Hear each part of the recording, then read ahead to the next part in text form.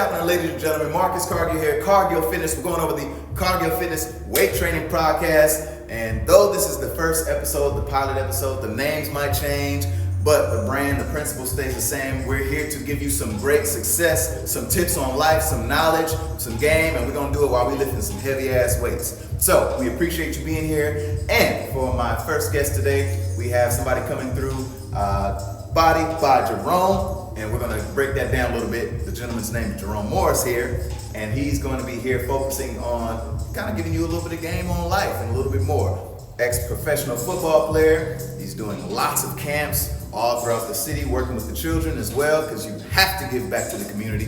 So without further ado, I'm going to show some love and give thanks to his presence. My brother right here, Jerome Morris. What's happening, my man? All right, welcome. So we're going to get right into it. We're going to start off with some pull-ups right here. All right, so go ahead and tune on in, and we'll kind of break it down a little bit. So, we're going out wide, so we can focus on widening the lats. So we're just gonna get a few reps in, and we get a good round in. We're gonna be a little bit winded, a little bit out of breath, but we still gonna make it happen. We can still talk about life and work on our health at the same time. So, as we're rolling, give us some game, man. So where'd you grow up? Where you coming from? Man, I'm from the inner city, man. I'm from South Central. Born and raised, man. Okay. All right. Born and raised South Central. Yes. I see we got the strength on point on here. So talk to me a little bit about how long you've been into the weight training. Well, from having a background in football, we were always taught that, to be successful in football, you had to be bigger, stronger, faster, more powerful. So with that being said, naturally, that's all we wanted to do was get stronger and faster. So I got an itch for it, man, and started to love it. And again, man, it's something that I grew up with, something that's been in my life. So it's a part of me. Yeah. And you mentioned coming up South Central. If I had to guess, we coming from Crenshaw, huh? Yeah, there we go. Definitely. There we go. So coming up in the Crenshaw area, I came up in a different area, Gardena. And we don't have to go into all the other implications there. But what I will say is we here to work, we're here to show some love to each other. And everybody watching at home, want y'all doing the same, always showing that love. As far as that is concerned, you got up in the football, and that's kind of how I got into the personal training as well. I wanted to make sure I was more in shape. Matter of fact, my friend LG, who's one of the guys on the camera here, was one of the first people to put me on my butt and let me realize, oh, you gotta get low when you're playing football. Yes, sir. I had to leverage. Yes, sir. So with that leverage, you went over into the pros. You took it all the way. I was blessed and lucky enough, brother, to stay out of trouble. Okay. And I had a great mom, man. Yeah. Had a great mom. Okay. And she kept me on the right path, brother, and I was blessed enough to make it to that level. Yeah. So, kind of talk about that journey a little bit. So, we know from Crenshaw, and then from Crenshaw, you went to college. So, which schools are we talking about? How did that go? What were the things that you learned along that path? What were the things that you received from your mother along that path? There was something that you got out of that I'm sure still stays with you to this day. Talk a little bit about that. Well, definitely, man. If I can be honest with you, it's not too much complicated, brother. It's simple. Okay. Whatever you put in something, that's what you're gonna get out of it, brother. Whatever you put in, that's what you get out. That's what you're gonna get out of it. Deposits. If you half doing anything, you're gonna get half of the credit. Half the credit. If you're full time in it and it's a commitment to you, and you're working towards being the best you can be at it, you're gonna receive that. Understood. You're gonna see that. Understood. Other people are gonna see that. Yeah. And it's really just that simple, man. And anything I do, anything I touch, anything I'm a part of, I want to make sure that I'm doing my best at it. You know, rather if it's for me, for my mom, for the loved ones I have, and or just to prove somebody wrong. Right. Competition is very important. Yeah. You know, I think competition is something that people don't factor in, that it can break you or make you, because either you're gonna be able to handle that or you're not. So what's your thoughts in regards to nowadays? This is sort of the era where we focus on participation trophies. Yes. Now, how does that relate to competition? Is this something that's sort of killing? Is this doing good or bad to people in the community that want to grow, that want to get better? When we're working with participation over competition. Well, man, that's a great question, brother. I'm up and down. I'm up and down with that. For me, coming from where I'm from, Right. you know, it was a struggle. It built me. It made me tougher. You know, so I don't want to just give somebody anything because they were there. Right. I feel like anything in life that's worth having, you know, you have to work for it. It has to be something that you're passionate about. It has to be something that, you know, you don't want to do without. Right. You know? Right. And if you're not coming into that with the attitude, with whatever it is, it don't have to pertain to sports. Right. Anything in life. If you come into it not want to be the best at it, and you okay with being mediocre or third, I don't see how, you know, you get ahead. He's good, he's better than me, that's okay, I'm gonna sit here. Hey, keep doing your thing. You know, and I would never teach my child that. That's me, my personal. Right. You know, I don't know whatever anybody else do with their kids, that's none of my business. Right. But for me, I can't teach my kid to be mediocre. Right. I want him to always try his hardest. Right. I always want him to put all his effort, everything that he has, in whatever he's doing. Right. What's the purpose? What's the point? What's the point? With yourself, coming from the neighborhood that you came from, growing up how you grew up, do you feel like that put extra pressure on having to make sure that you were always at your best? Did you feel like even when you were playing, you know, I'm imagining once you go up to colleges and you're doing all that work in college, you having conversations, you kind of seeing how other people live. Did you feel like you had a different approach that you had to make sure you had all the time? Oh man, that's one of the questions and things I still struggle with today, sir. Yeah. That definitely plays a role. Your upbringing, you're a product of your environment, man. Product of your environment. You're a product of your environment. And I definitely think that, you know, sometimes if I would have grew up on this side of town Right. or that side of town, Right. I probably would have went further in Right. the things that I was trying to do. If I had a better education, I would have went further in things that I was trying to do in that aspect. Right. Right. But coming from, you know, drugs, the gang, not being safe, not being able to walk home, fights, just all the bull crap that comes with living in, you know, South Central Right. and those type of hostile environments. Right. It changes you. It Right. changes you. It makes you have to grow up fast. It makes you worry about things you shouldn't even be worried about as a kid. You know, so definitely plays a role. Definitely. Big. Yeah. That's very big. Yeah. That's very big. Understood. What's up, folks? We're gonna take it down this way. So we just got our overhand pull-ups, both in the wider and the narrow stance. We're gonna take it down to the machines. We're gonna get some lat pull downs. We're gonna get some seated rows. Everything that we've worked on so far has been working on our back. And if you can see that pump, you see we standing tall. Same thing with my guy right here. We standing tall. It's a beautiful thing working on that back because it keeps your posture right. So when you are moving in this world and you're talking about being competitive, putting your best foot forward, things of that nature, you want to make sure you are positioning yourself to be at your best. When you have good posture, that speaks positive, strong, confident body language. That speaks to people before you even have to open your mouth. Let your words match your actions, but you're leading with your actions. The words, that's just a little extra seasoning on the cake. So anyway, we're gonna get some of these lat pull downs done. We're gonna get some of these seated rows done. And we're gonna keep it rolling from there.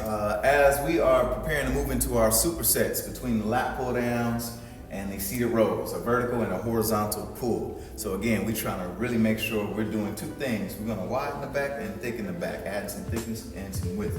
The best of both worlds. Also, we want to continue that conversation with Mr. Jerome Morris here. So, let's talk a little bit more about that path, that journey to becoming a professional football player. Talk a little bit about, you know, how that journey happened. You went to college and you went to the pro, like the tryouts. Break down that whole lifestyle. What ended up happening?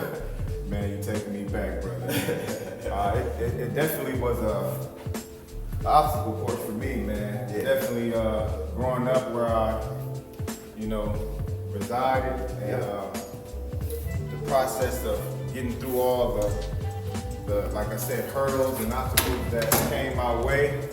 I started off, man, at Cathedral High School. Yep. Again, man, coming from where I was at, man, I had a different type of mentality, a different type of attitude, and got into some trouble. Yep. And wind up, having to check up out of the school. Yep. And wind up going to Crenshaw High School. Yep. To the shop. Crenshaw High School, man, I wind up, being lucky enough with the talent that I had, getting offers in schools from D1 colleges all across the What position? world. Man, I played running back, man, running back and free safety. Okay. Yeah. Would you say you had a particular style, slide off man? Yeah, man, you know what, man? If you ask me, man, I thought I was Bo Jackson, man. Yeah, man. Don't tell me. I thought I was Bo Jackson, brother. I wanted to be like Bo. He was unstoppable, Yeah, so I wound up getting a scholarship, man. I wound up choosing USC, man. Nice. Wind up choosing USC, but then again, my background catches up with me, and I get in some trouble there. And the times that I got in trouble, if I can be honest with you, Please. it was bad decisions on my part. I wasn't the one starting nothing. I wasn't the one getting in trouble. Right. I was the one making a decision that I should never make. And I'm gonna leave it like that. Understood. And it wound up costing me a lot, making my road that much more difficult, man. Making the process that much just difficult for me. It wasn't nobody else. That was on me. And I take full responsibility for everything that happens. In my life, for sure. And I want everybody to know that you always got a decision. You're always able to make a choice in any matter. Think before you move, man. Think before you move, because there's a lot of variables that's in that equation that you're not paying attention to until after the fact. Yeah. So you definitely want to be cautious with that. But I wind up still, again, I'm blessed. I'm blessed, brother. Still getting the opportunity. Yep. Wind up going to East LA College. Yep. Wind up lighting it up there. Yep. Scholarships roll down again, man, for me, man. There you go. I wind up choosing. Making deposits again. Yes, That's sir. why. I wind up choosing the University of Washington, the Huskies. Oh, Yeah. Yeah. Yes, sir. Wind up playing there, and got my opportunity, man, to play some professional football, brother. Yeah. All right. So along that journey, what would you say the keys were to being able to get to that point? Was there anything different that you did the second time around? You have another scholarship opportunity you took. Did you end up doing anything different to get you to go from that collegiate level to being able to play professionally? Yes, definitely. Yes. So from A lot of there, changes. what would you say was something that you took Well, out I of can that? tell you the first one that jumps to mind right off back is I found out that all I had was me in the process. When I messed up, nobody took that bid for me. Nobody. You versus you. It's me versus me. I figured out that when I got in trouble, I had to pay the cost. Right. Understood. I figured out when I missed out on something, Right. nobody else picked it up. Right. And then give it to me. I had to work, I had to get it back. And I learned, the most important thing that I learned during my process, man, was that, hey, time's wait for nobody. And the longer you keep holding off, the longer you keep putting yourself back, the longer you keep trying to do something your way and not the right way, you'll find yourself up in age and find yourself missing a whole lot of opportunities that could have came your way and particularly changing your life. Missing your blessings with procrastination. Eliminate that spirit of fear. You stay in the game. So it sounds like you made a habit, or made it a practice of taking action and taking accountability for your actions. That's what it sounds like. Exactly. All right. And Exactly. so with that journey, you were able to parlay that and move over into working with the kids. So talk a little bit about that. Yes, man, like I said, I want to say this. Growing up, you know, you really don't have a straight eye for anything, right? You're learning, you're figuring things out. Right. And, you know, so many people come in your life and tell you so many different things, you know? Some good things, some bad things, some things you need, some things you don't need. And as a kid, and as an adult now, I want to make sure that the kids are receiving the right information, man. Right. And I make it a point to make sure that I teach the kids that live your life, be happy, you know? Don't worry about the money, don't worry about the fame, don't worry about any of that. Be happy. Yeah. And if you're happy in the things that you're doing, the blessings will roll in. The things that you were told as a kid, like you need to play football because you need to get your mom a big house. You know, the stigma of I'm playing football so I can take care of my family. External incentive, not inside. Exactly. If you love football, play football because you like football. Don't play football because somebody told you to play, because it's the only way you're going to get your mom and your brothers and sisters, you know, out of a bad situation, you know, because there's so many other ways to make money, and you don't have to bruise yourself and kill yourself to do it, you know. So I definitely teach the kids, man, do this for you, be happy, enjoy the moment, trust the process, and let's take this ride. And I'm here to take it with me. I love it. So where are you doing your camps at now? Well, like I said, I'm a fellow Crenshaw native, so I try to always keep it in the inner city. Right now I do a camp with Hayes Perlar, another NFL guy, went to SC, graduated from Crenshaw. And shout out Hayes, man, that's my bro. Great guy, man, and same background, grew up in that area, and just giving back. And we try to make sure the community knows we're there for them, and make sure the kids are all right, man. And keep them out of trouble. Much respect, man. So from here, folks, we're gonna take it on down, get a little shrug action in. So we're gonna work on the traps. Right here, right above the shoulder. Traps here also serves as protection for the neck. So when you do see football players, boxers, fighters, and things of that nature, you'll probably see that these areas right here are well developed, the neck muscles are strong. You need that because when you're taking on the impact, you need to make sure you have support so you're just not moving all whichever way you want to go. So we'll finish up with that. All right, so right here, folks, we got the upright rows, trap strength, neck strength right here. So, Jerome, talk to us a little bit about, you know, so a little overview, competitive, accountability. So being willing to be competitive, focusing on self-accountability, as well as, you know, always doing your best, going 100% at everything that you do. And now, giving back to the kids, and when you're teaching them. So it's great that you're working with the kids. You got some lessons that we can take from today's episode, but also, as you're rolling, talk to us about how you can get in contact with you. How do people reach out to you? What's the best way to do that? Oh, man, I have social media, whatever. Yeah, I have a staple. I have an Instagram. Pager. Oh, man. He's trying to call me old, man. No. Hey, no. But, we definitely can reach me at Instagram, man, at Jerome Morris _ that's my professional page, only page I have. We can reach me at email, JeromeMorris3 at gmail.com.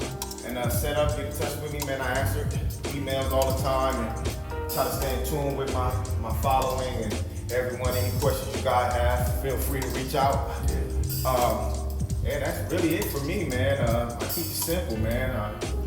I'm not the 3,000, pages and all that type of guy. Keep it very simple, man. Yeah. Understood. Okay, we got a vote to the top. Woo. It's working me today, Les. It's working me today. Appreciate that. So with that being said, we appreciate you making it out to the first episode. Oh, my pleasure, brother. It was an absolute pleasure, man. Thank you for that. I do appreciate that. Much love. So, ladies and gentlemen, I hope y'all were able to take a lot of lessons out of today's episode. And on top of that, I'll make sure that you have access to my brother over there, as well as being able to see the movements that we went over today. Go ahead and add this into your routine to my fellow gym goers. I want to make sure that you're able to get the motivation that you need from these podcasts, but also making sure you still moving your ass and lifting some heavy ass weights. So anyway, until next time, y'all, peace.